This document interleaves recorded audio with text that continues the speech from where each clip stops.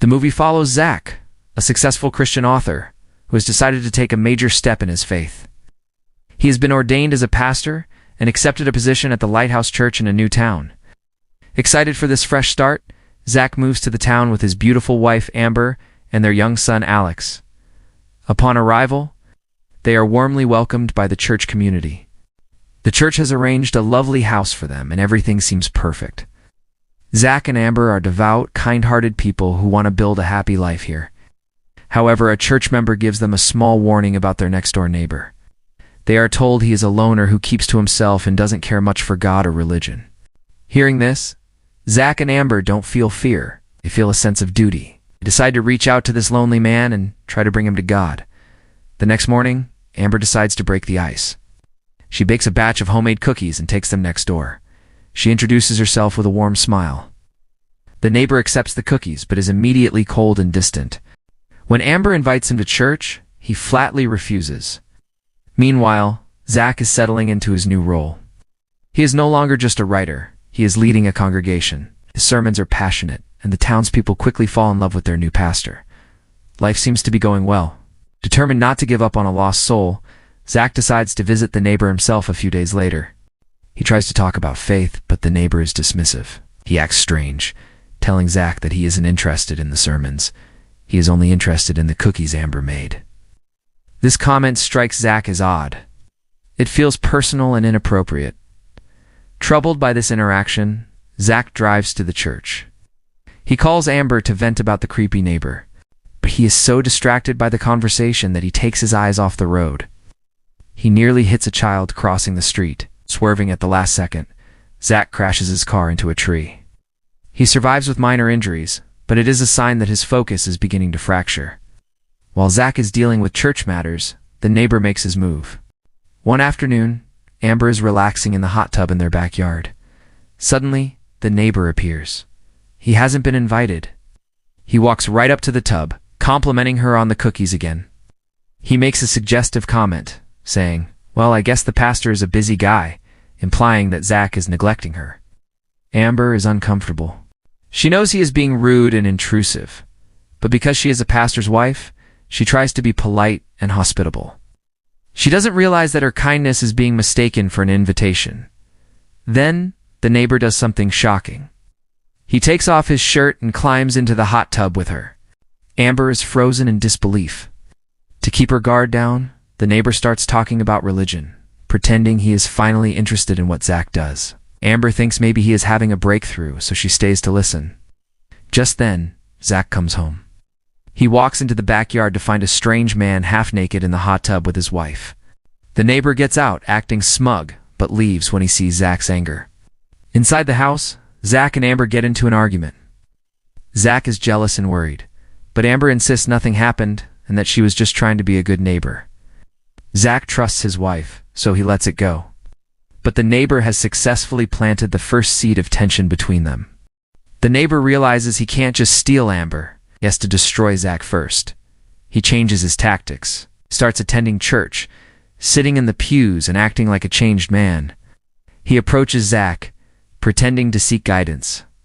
However, whenever he gets Zach alone, he plays mind games. He subtly insults Zach's writing and suggests that Zach isn't man enough for a woman like Amber. When Zach doesn't get angry, the neighbor tries a different angle. He starts talking about how busy men like them often have unfaithful wives, or how men often cheat on their wives. He is trying to make Zach paranoid. The manipulation continues. The next day, the neighbor creates a sob story, lying that his grandmother recently died. He plays the victim to get sympathy from Amber. He brings her flowers, acting like a grieving grandson. But his plan is darker than just flowers. He begins secretly sending gifts to Brittany, Zach's assistant at the church. He sends flowers and romantic notes to Brittany's office, signing them with Zach's name. He is framing Zach for an affair. The neighbor's obsession escalates. He shows up at Zach's house constantly. One day, he brings a large mirror as a gift, claiming it belonged to his dead grandmother. Zach and Amber accept it, thinking it's a peace offering. They place it in their bedroom. They have no idea that the mirror is likely rigged or part of his plan to watch them. Tensions boil over after a church service. The neighbor is seen chatting intimately with the senior pastor, James. Zach has had enough. He pulls the neighbor aside and warns him to stay away from Amber. The neighbor smirks and accuses Zach of cheating on Amber.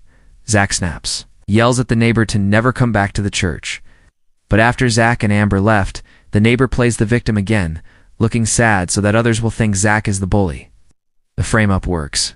A church elder tells Amber that she saw strange gifts in Brittany's office. Amber goes to investigate and finds the notes signed by Zach. Heartbroken and furious, she believes her husband is having an affair. She confronts Brittany, telling her please don't ruin my marriage, and storms off. The neighbor decides it is time for the final phase of his plan. The next day, while Amber is distracted on the phone, her son Alex vanishes from the front yard. At the same time, Zach is at a coffee shop. He realizes his car is acting strange. He takes it to a mechanic. Meanwhile, the neighbor's plan hits a snag. He ordered another bouquet of flowers to be delivered to Brittany to keep the fake affair going. But the delivery guy makes a mistake and hands the flowers to Pastor James instead. Confused, Pastor James calls the flower shop to correct the order. The shop owner reveals that the credit card used to buy the flowers doesn't belong to Zach. It belongs to the neighbor. The truth begins to unravel. Back at the mechanic shop, Zach gets a frantic call from Amber's friend, Evie. Alex is missing. Zach tries to leave. But the mechanic tells him his car has been sabotaged. Someone put the iron bar on his tires to cause a crash. Realizing his family's in danger, Zach abandons the car and runs toward his house on foot. Amber is frantic. She suspects the neighbor has Alex. She breaks into the neighbor's house. Inside, she finds a room filled with monitors. It's a CCTV setup. He has cameras everywhere watching her every move. She realizes he has been stalking them since day one. The neighbor returns home and catches her. Suddenly, they see Alex downstairs. The neighbor had lured the boy over. Amber yells at Alex to run home, and they both escaped.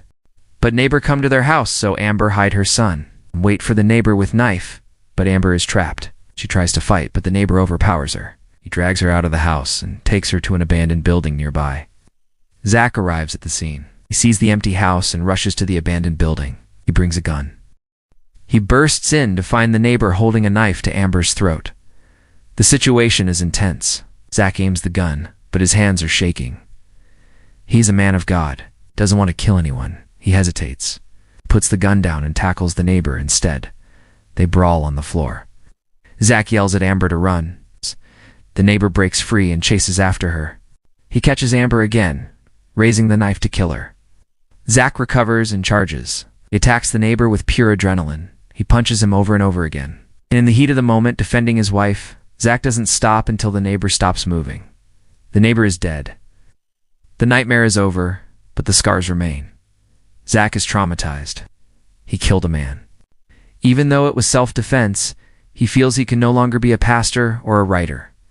He steps down from the church and moves his family away from that town. We see him sometime later working a humble job in a factory. He is quiet and still carries the weight of guilt. One day, a coworker notices Zach's pain. He sits with him and offers some words of wisdom. He tells Zach that God doesn't love us because we are perfect. He reminds him that God never abandons his children, even when they make mistakes. The coworker looks at Zach and delivers final message. You don't have to be perfect to be loved by God and to serve him. You just have to be willing and obedient. Hearing this, Zach finally begins to forgive himself. He realizes that despite the tragedy, he still has a purpose.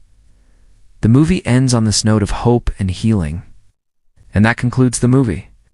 It's a chilling reminder to be careful who you let into your life, but also a story about forgiveness. If you enjoyed this recap, please like and subscribe for more. Thanks for watching.